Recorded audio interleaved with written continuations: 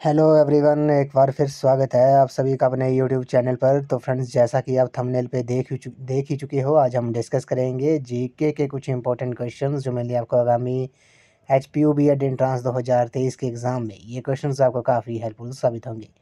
तो फ्रेंड्स, अगर आप एचपीयू बीएड एंट्रांस 2023 की तैयारी कर रहे हो तो इसके लिए मैंने एक अलग से प्लेलिस्ट बनाई है, जिसका जो लिंक है मैंने डिस्क्रिप्शन बॉक्स में दे दिया है। आप वहाँ पर जाकर वीडियोज़ देख सकते हो। वहाँ पर आपको एचपीयू बीएड एंट्रांस के रिलेटेड 50+ वीडियोज़ आपको देखने को मिलेंगी।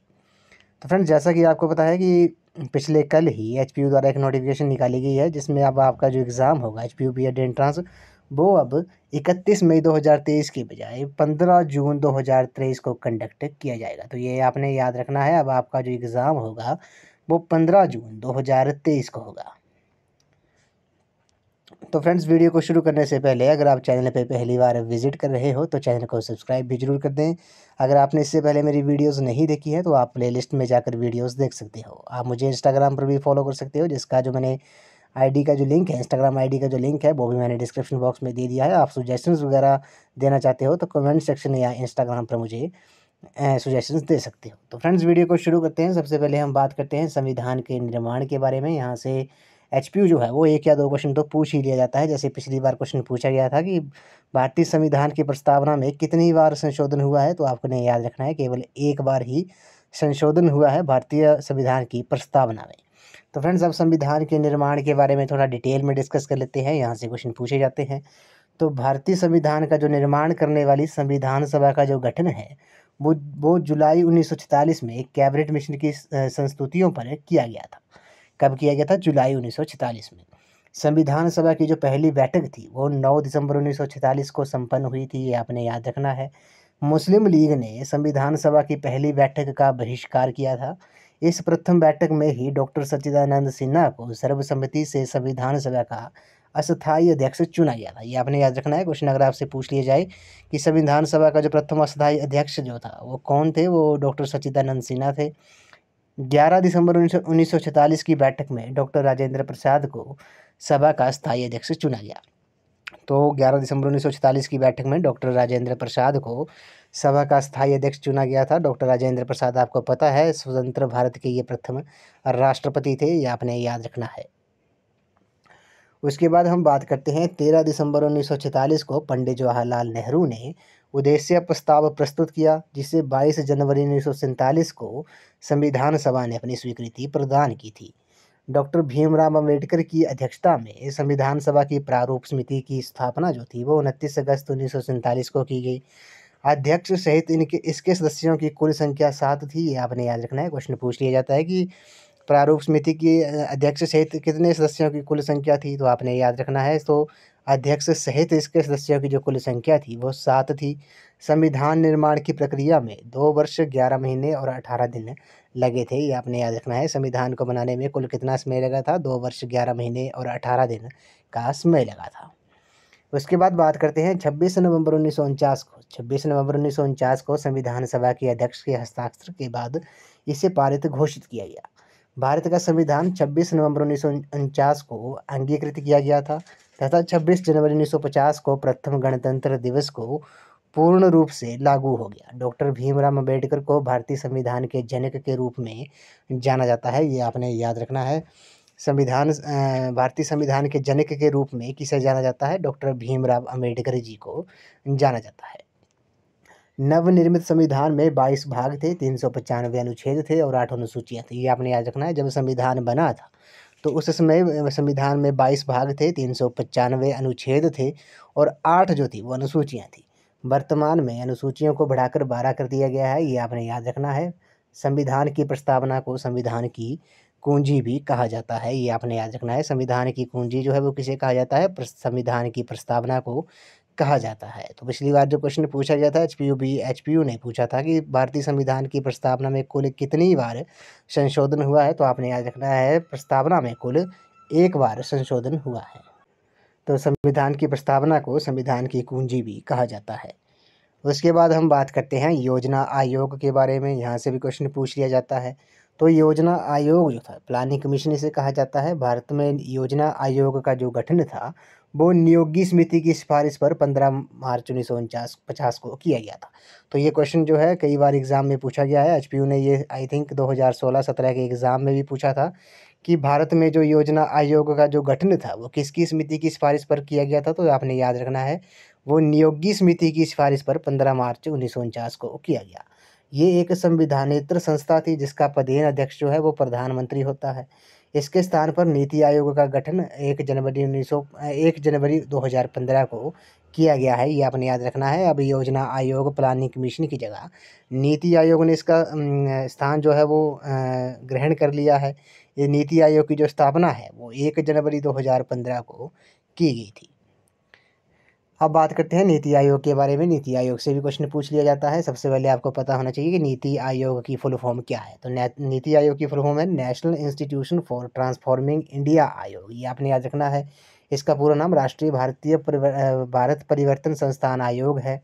ये एक आयोग विकास प्रक्रिया में निर्देश तथा रणनीतिक परामर्श देता है, ये आपने याद रखना है।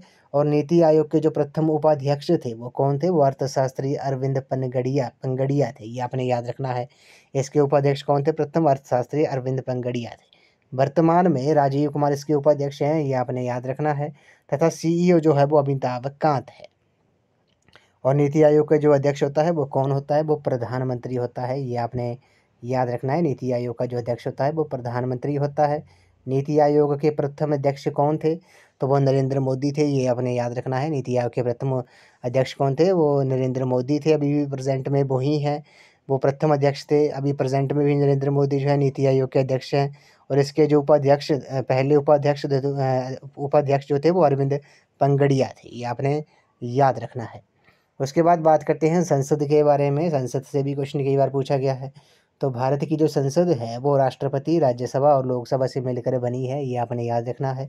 राज्यसभा को उच्च सदन तथा लोकसभा को निम्न सदन भी कहा जाता है, ये आपने याद रखना है। राज्यसभा को हाउस ऑफ एल्डर्स, अगर आपसे क्वेश्चन पूछा जाए कि हाउस ऑफ एल्डर्स जो है वो किसे कहते हैं, तो हाउस ऑफ एल्डर्स जो है वो राज्यसभा को कहा जाता है। और लोकप्रिय सदन या फिर निम्न सदन आ जाए तो वो लोकसभा को कहा जाता है। अब इनके बारे में थोड़ा डिटेल में डिस्कस कर लेते हैं। सबसे पहले बात करते हैं राज्यसभा के बारे में।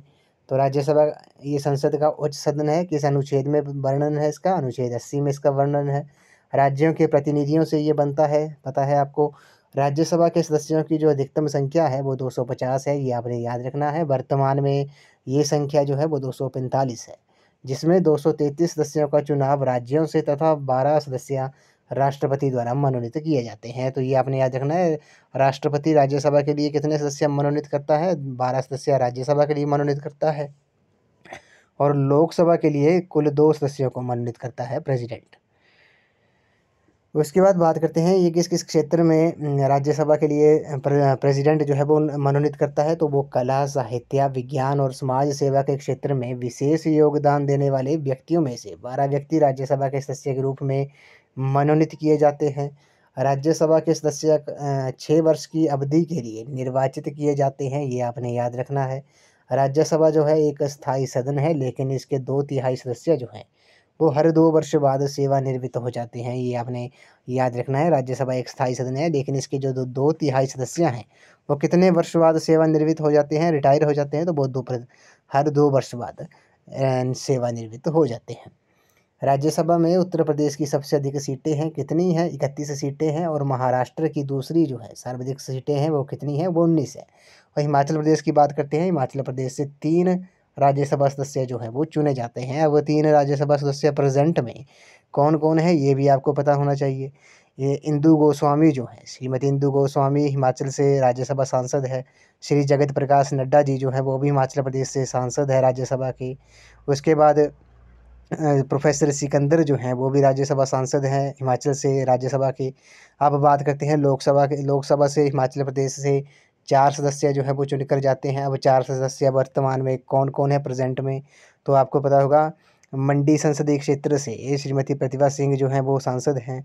उसी तरह शिमला संसदीय क्षेत्र से श्री सुरेश कश्यप जो हैं वो सांसद है। उसी तरह चंबा कांगड़ा से श्री कृष्ण कपूर जी हैं। और हमीरपुर संसदीय क्षेत्र से श्री अनुराग ठाकुर जो हैं प्रेजेंट में कैबिनेट मिनिस्टर भी हैं, वो आपको पता होगा। केंद्रीय खेल मंत्री हैं वो भी प्रेजेंट में। सूचना प्रसारण मंत्री भी वो ही हैं, ये आपने याद रखना है। तो यहाँ से भी क्वेश्चन पूछ लिया जाता है अभी। उसके बाद बात करते हैं राज्यसभा सदस्यों की जो मुख्य योग्यताएं होती हैं वो कौन कौन सी होती हैं। जो उम्मीदवार होता है वो भारत का नागरिक होना चाहिए। उसकी आयु 30 वर्ष, ये क्वेश्चन जो है काफ़ी इंपॉर्टेंट है राज्यसभा सदस्य के बनने के लिए। न्यूनतम जो आयु है वो कितनी होनी चाहिए, वो 30 वर्ष होनी चाहिए। वे केंद्र अथवा राज्य सरकार के द्वारा किसी लाभ के पद पर कार्यरत नहीं होना चाहिए, ये भी आपने याद रखना है। उसके बाद हम बात करते हैं लोकसभा के बारे में। लोकसभा को आपको पता है निम्न सदन या इसे लोकप्रिय सदन भी कहा जाता है। लोकसभा संसद का प्रथम या निम्न सदन अनुच्छेद 81 में इसका वर्णन है, जिसकी अध्यक्षता करने के लिए एक अध्यक्ष जो है होता है। ये आपने याद रखना है। संविधान में लोकसभा की अधिकतम सदस्य संख्या जो है वो 552 निर्धारित की गई है। उसके बाद बात करते हैं वर्तमान में लोकसभा की सदस्य संख्या जो है वो 545 है। इन सदस्यों में 530 सदस्य राज्यों से तथा 13 सदस्य जो हैं वो केंद्र शासित प्रदेशों से निर्वाचित होते हैं तथा 2 सदस्य जो है वो आंग्ल भारतीय वर्ग के प्रतिनिधित्व के रूप में राष्ट्रपति द्वारा मनोनीत होते हैं। तो यह भी हमने डिस्कस किया है। लोकसभा के लिए प्रेसिडेंट जो है वो कुल 2 आंग्ल भारतीय वर्ग के प्रतिनिधियों को मनोनीत करता है और राज्यसभा के लिए 12 सदस्यों को मनोनीत करता है प्रेसिडेंट। उसके बाद लोकसभा के सदस्यों का चुनाव गुप्त मतदान के द्वारा वयस्क मताधिकार यानी कि 18 वर्ष प्रणाली के आधार पर होता है। लोकसभा का अधिकतम कार्यकाल जो है वो सामान्यतः 5 वर्ष का होता है, जबकि राज्यसभा का 6 वर्ष का होता है, ये आपको पता होगा। लोकसभा सदस्यों की जो प्रमुख योग्यताएं हैं वो कौन कौन सी है, वो निम्न है, आपको पता होगा। भारत का नागरिक होना चाहिए, उसकी आयु जो है वो 25 वर्ष, ये आपने याद रखना है। उसकी आयु लोकसभा सदस्य बनने के लिए न्यूनतम आयु जो है वो 25 वर्ष या इससे अधिक होनी चाहिए। वे भारत सरकार अथवा किसी राज्य सरकार के अंतर्गत वे किसी लाभ के पद पर नहीं होना चाहिए, ये आपने याद रखना है।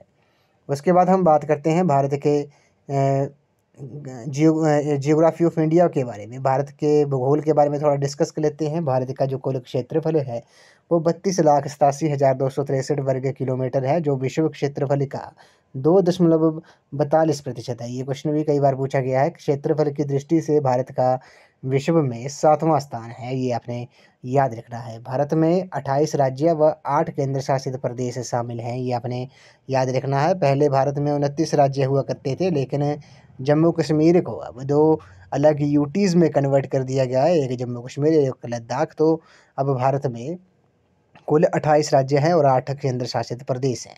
भारत के 9 राज्यों एवं, ये आपने याद रखना है, भारत के कुल 9 राज्यों तथा 4 केंद्र शासित प्रदेशों की जो सीमाएं हैं वो समुद्र के साथ लगती हैं। कर्क रेखा के बारे में बात करते हैं। कर्क रेखा भारत के मध्य से 8 राज्यों से होकर गुजरती है। अब ये 8 राज्य कौन कौन से हैं, ये आपको पता होना चाहिए। गुजरात हो गया, राजस्थान हो गया, मध्य प्रदेश हो गया, छत्तीसगढ़ हो गया, झारखंड हो गया, पश्चिम बंगाल हो गया, त्रिपुरा हो गया और मिज़ोरम हो गया। ये कुल 8 राज्य हैं जहाँ से कर्क रेखा जो है वो पास होती है। उसी तरह भारत की मानक समय रेखा जो है वो 82.5 डिग्री इलाहाबाद के नैनी से होकर गुजरती है। ये 5 राज्यों से होकर गुजरती है, ये आपने याद रखना है। जब बात की जाए भारत की मानक समय के बारे में तो वो कितने राज्यों से गुजरती है, वो 5 राज्यों से गुजरती है, जबकि कर्क रेखा जो है वो 8 राज्यों से होकर गुजरती है तथा ग्रीनविच समय रेखा से 5 घंटे 30 मिनट आगे है, ये आपने याद रखना है। उसी तरह बात करते हैं सबसे अधिक राज्यों के साथ सीमा जो है वो 8 राज्य के साथ जो सीमा बनाता है वो साझा करता है, वो कौन सा राज्य है, वो उत्तर प्रदेश है। क्षेत्रफल की दृष्टि से राजस्थान देश का सबसे बड़ा और गोवा जो है वो देश का सबसे छोटा राज्य है, ये आपने याद रखना है। एरिया वाइज अगर आपसे पूछा जाए तो राजस्थान जो है वो भारत का सबसे बड़ा राज्य है और एरिया वाइज सबसे स्मॉलेस्ट स्टेट जो है वो गोवा है। बात करेंगे जनसंख्या के हिसाब से, जनसंख्या के आधार पर है, तो भारत का जो सबसे बड़ा राज्य है वो उत्तर प्रदेश है, जबकि सबसे छोटा जो है वो सिक्किम है। अब बात करते हैं हम अवार्ड्स एंड हॉनर्स के बारे में। यहाँ से पिछली बार क्वेश्चन पूछा गया था एचपीयू बीएड एंट्रांस में। तो अवार्ड्स एंड हॉनर्स के बारे में बात करेंगे कि कौन सा अवार्ड जो है वो किस फील्ड में दिया जाता है। सबसे पहले बात करते हैं नोबेल प्राइज़ के बारे में। नोबेल प्राइज़ आपको पता है ये पीस हो गया, लिटरेचर हो गया, मेडिसिन हो गया, फिजिक्स हो गया, केमिस्ट्री में दिया जाता है। केमिस्ट्री में कब से स्टार्ट हुआ था, केमिस्ट्री में रसायन शास्त्र में 1901 वर्ष 1901 से नोबेल प्राइज़ जो है वो केमिस्ट्री में दिया जाने लगा। इकोनॉमिक्स में 1969 से नोबेल प्राइज़ दिया जाने लगा, ये आपने याद रखना है। उसी तरह पुलित्ज़र प्राइज़ जो है वो किस क्षेत्र में दिया जाता है, वो जर्नलिज्म के क्षेत्र में दिया जाता है। कब से दिया जाता है? 1917 से दिया जाता है। उसी तरह अकेडमी अवार्ड या फिर ऑस्कर अवार्ड अगर आपसे पूछा जाए तो वो फ़िल्म के क्षेत्र में दिया जाता है। कब से दिया जाता है? वर्ष 1929 से दिया जाता है। कलिंग अवार्ड जो है, कलिंग पुरस्कार जो है वो किस क्षेत्र में दिया जाता है? वो साइंस के क्षेत्र में दिया जाता है, ये आपने याद रखना है। The Man Booker Prize, the Man Booker Prize जो है वो किस क्षेत्र में दिया जाता है? वो लिटरेचर के क्षेत्र में दिया जाता है। कब से दिया जाता है? 1969 से दिया जाता है।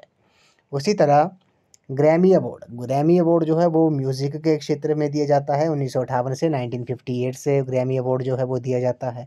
रमन मैग्सेसे अवार्ड, ये क्वेश्चन जो है कई बार एग्जाम में पूछा गया है, मोस्ट इंपॉर्टेंट है। रमन मैग्सेसे अवार्ड को एशिया का नोबेल पुरस्कार, एशिया नोबेल प्राइज़ भी इसे कहा जाता है।